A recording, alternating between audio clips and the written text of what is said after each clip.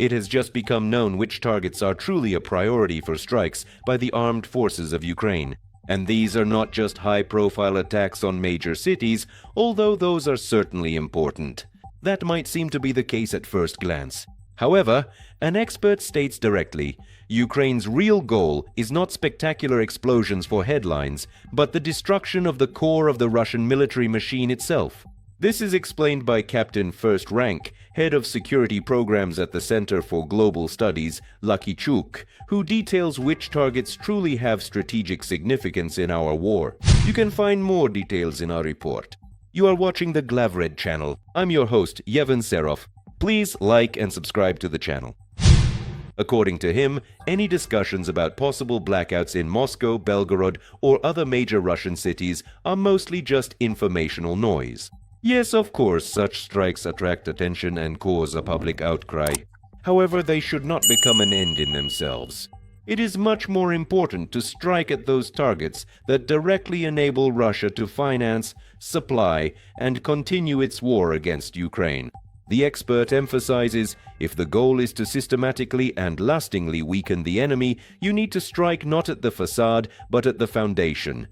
The foundation of the Russian war machine consists of its economy, energy sector, logistics, and export flows, which fill the budget every day and allow the Kremlin to sustain military operations. That is why the priority targets should be energy infrastructure facilities, the oil and gas sector, key transport hubs, and export and transit routes. Such strikes do not produce an immediate dramatic effect, but they inflict much deeper damage.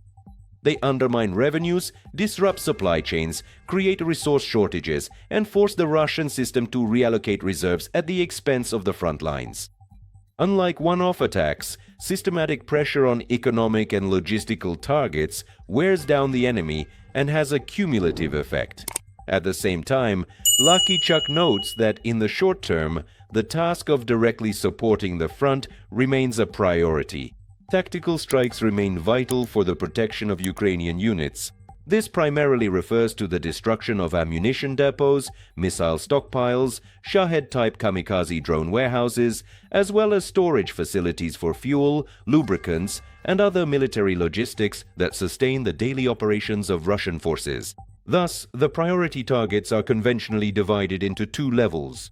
The first is medium-term, when strikes on the enemy's rear infrastructure temporarily reduce its combat capabilities and the pace of offensive actions.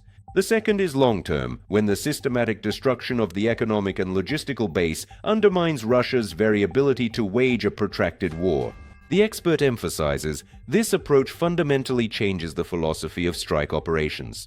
Ukraine must move away from emotional or symbolic targets and act strictly rationally.